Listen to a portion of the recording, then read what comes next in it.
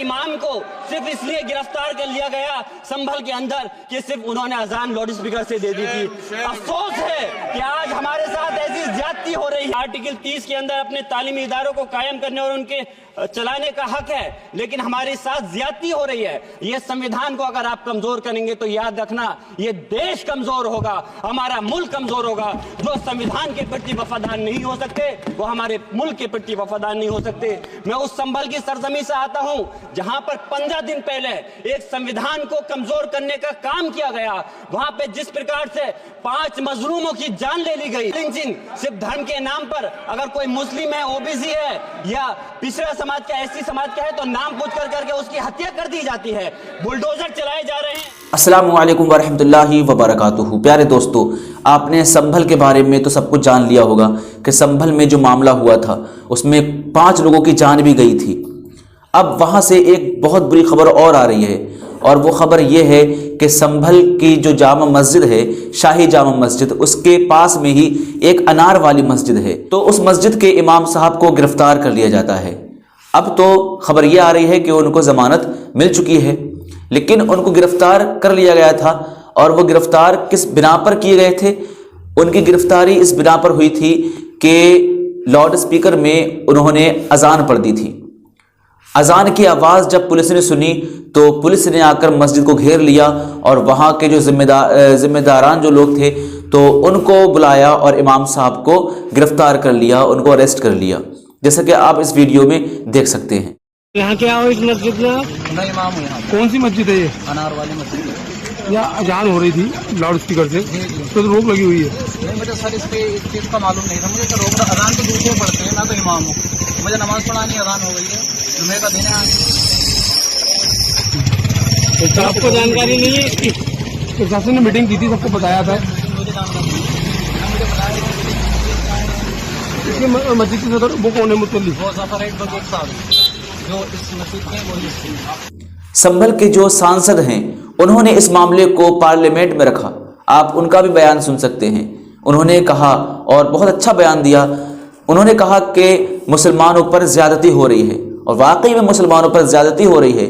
आप देखें कि किस किस तरीके से मुसलमानों को सताया जा रहा है, कि किस किस तरीके से मुसलमानों पर जुल्म किए जा रहे हैं। सारे लोग देख रहे हैं, सब जान रहे हैं, और जो लोग ऐसा कर रहे हैं वो भी जान रहे हैं, हाँ हम मुसलमानों पर जुल्म कर रहे हैं, मुसलमानों पर ज़्यादती कर रहे हैं, उनको भी पता है। हम तो बस इतना ही कहेंगे कि मुसलमानों घबराओ मत, परेशान ना हो, अल्लाह हमारे साथ है। अल्लाह कुरान पाक में इरशाद फरमाता है, ला तहज़न इन्नल्लाह माना, टेंशन ना लो, घबराओ मत, अल्लाह तुम्हारे साथ है। बहुत बहुत शुक्रिया माननीय सभापति जी। मैं आज यहाँ मजलूमों की आवाज़ बनकर खड़ा हूँ, उन करोड़ों भारतीय मुसलमान और अल्पसंख्यकों की जद्दोजहद और हक की बात करना चाहता हूँ जो इस देश का अटूट हिस्सा हैं।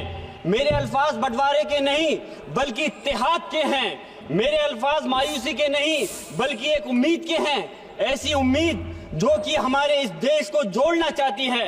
हमारे संविधान को बनाने के लिए हमारे बाबा भीमराव अंबेडकर साहब, मौलाना अबुल कलाम आजाद साहब, डॉक्टर जाकिर हुसैन साहब ने मिलकर के इस संविधान को बहुत मेहनत के साथ बनाया था। ये सिर्फ किताब की शक्ल में देने के लिए नहीं है। आज संविधान के उस पर मैं कहना चाहता हूं कि भारत का संविधान इंसाफ, आज़ादी और भाईचारगी की जिंदा गवाही है, और ये गारंटी देता है कि नागरिक हर मजहब, जात या नस्ल पर इज्जत के साथ गुजार सकते हैं जिंदगी। लेकिन अफसोस है, एक मुस्लिम रहनुमा की हैसियत से मुझे इस दस्तावेज पर बेपनाह फख्र है, जो कि दस्तावेज जो संविधान हमें इजाजत देता है।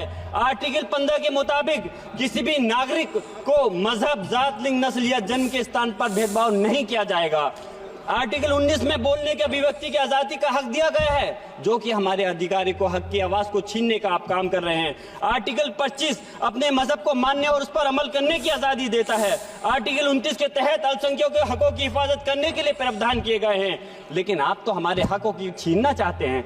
माननीय सभापति जी, मैं आपके माध्यम से कहना चाहता हूँ कि आर्टिकल 30 के अंदर अपने तालीमी इदारों को कायम करने और उनके चलाने का हक है, लेकिन हमारे साथ ज्यादती हो रही है। ये संविधान को अगर आप कमजोर करेंगे तो याद रखना ये देश कमजोर होगा, हमारा मुल्क कमजोर होगा। जो संविधान के प्रति वफादार नहीं हो सकते वो हमारे मुल्क के प्रति वफादार नहीं हो सकते। मैं उस संभल की सरजमी से आता हूं जहां पर 15 दिन पहले एक संविधान को कमजोर करने का काम किया गया। वहां पे जिस प्रकार से 5 मजलूमों की जान ले ली गई, जिस तरह से 30 से ज्यादा लोगों को गोली मारकर घायल कर दिया गया और 27 से 50 से ज्यादा लोगों के खिलाफ मुकदमा दर्ज किया गया। मैं पूछना चाहता हूं माननीय सभापति जी, मैं सांसद हूं, मैं अपने मुकदमे का मैंने कहा था मुझे डर नहीं है, मेरे खिलाफ मुकदमा लिखा गया, मैं वहां मौजूद नहीं था। और ये मुकदमा जो हमारे चाहे विपक्ष के सांसद हो या सत्ता पक्ष के सांसद हो, आप याद रखिए जनता की आवाज हो, जनता के बीच में जाकर के आपके जवाबदेही बनती है। और मैंने अपनी जनता की आवाज को उठाने का काम किया तो क्या गलत किया था माननीय सभापति जी? सिर्फ इस बुनियाद पे मुकदमा लिख दिया गया। आज मैं आपको बताना पॉइंट पे बोल रहा हूँ, संविधान पर ही बोल रहा हूँ माननीय सभापति जी। आज मैं चाहता हूँ उन लोगों को इंसाफ मिलना चाहिए जो जिन्होंने ज्यादती की है, उनको सजा मिलनी चाहिए। और आज एक इमाम को सिर्फ इसलिए गिरफ्तार कर लिया गया संभल के अंदर कि सिर्फ उन्होंने अजान लाउड स्पीकर से दे दी थी। अफसोस है कि आज हमारे साथ ऐसी ज्यादती हो रही है। माननीय अध्यक्ष जी, हमारा संविधान किसानों को मजबूती की बात करता है जो इस देश की रीढ़ की हड्डी है।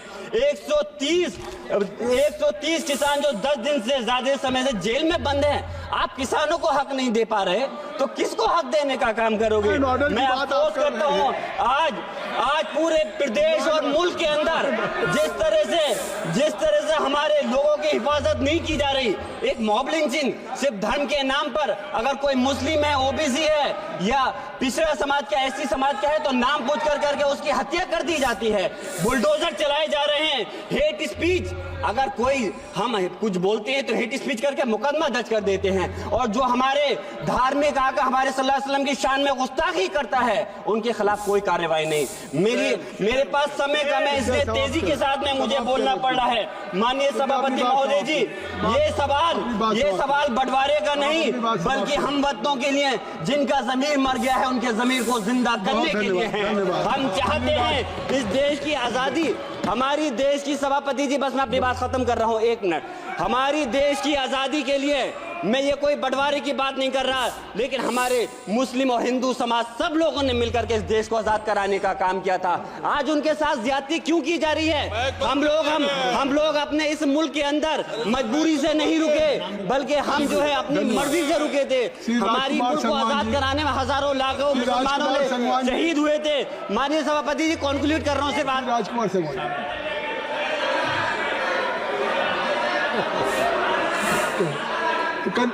आप कंक्लूड करें ना, आप कंक्लूड कर लें। शुक्रिया माननीय सभापति जी। मैं एक मुस्लिम और अल्पसंख्यक रहनुमा के तौर पर मैं अपनी बिरादरी के लिए खास हक के मुताबिक नहीं करता। मैं सिर्फ ये चाहता हूँ कि आईना के बाद संविधान के मुताबिक हर नागरिक के लिए जो वादा किया गया उसे पूरा हो, हुकूमत से कमजोर की हिफाजत को यकीनी बनाए और नफरत फैलाने वालों को सजा दे। और मैं अपनी बात इस शेर के साथ खत्म करना चाहता हूँ जो कि हबीब जालिब का शेर है। ऐसे जुल्म सुबह बेनूर को मैं नहीं मानता, मैं नहीं जानता, मैं भी खाइफ नहीं तख्ताए दार से, मैं भी मंसूर हूँ कैदो अगयार से। क्यों डराते हो जिंदान की दीवार से? जुल्म की बात को, जहल की रात को मैं नहीं मानता, मैं नहीं जानता।